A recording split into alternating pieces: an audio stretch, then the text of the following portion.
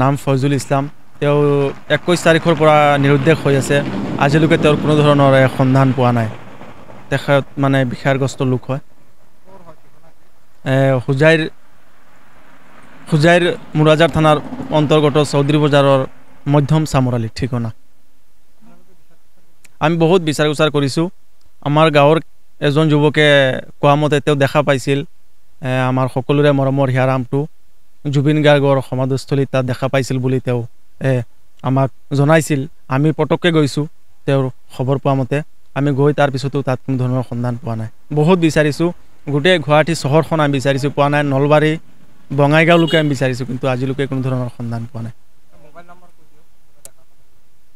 9394847454 এই নাম্বাৰত যোগাযোগ কৰিলে আমি অতি সোনকালে গৈ উদ্ধাৰ কৰিবলৈ সক্ষম হ'ম নাই ঘৰৰ পৰাই হেৰাইছে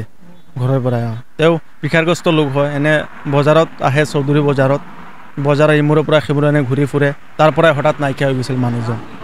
যিকোনো খবৰৰ বাবে যোগাযোগ কৰক 7099017330 লগতে 7099017110 নম্বৰত